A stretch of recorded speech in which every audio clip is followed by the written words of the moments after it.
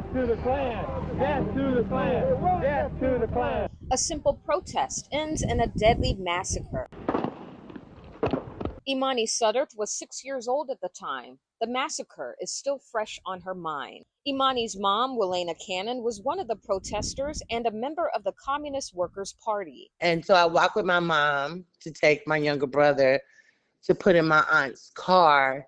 And at that time is when you saw the Klan rolling in. And 88 seconds later, our lives changed.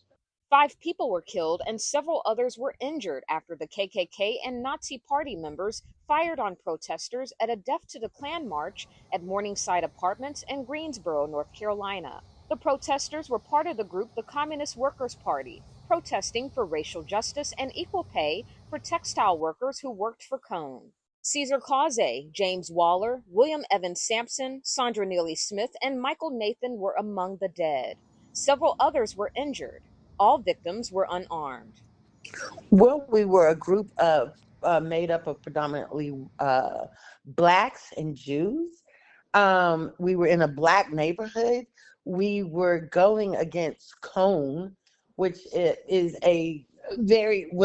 still is a very prominent family in North Carolina and in Greensboro. So we were going against the machine, and then we were going against the machine, and we were considered of inferior races.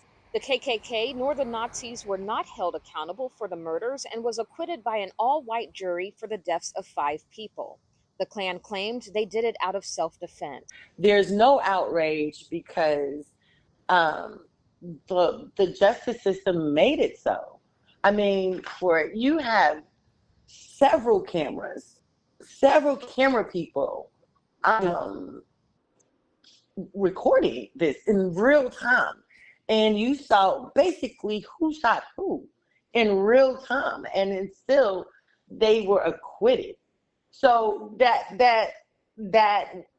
we have distrust in the justice system because it's always a tilted scale.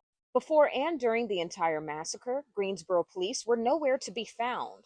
Survivors say the ambush was organized by police and the Klan.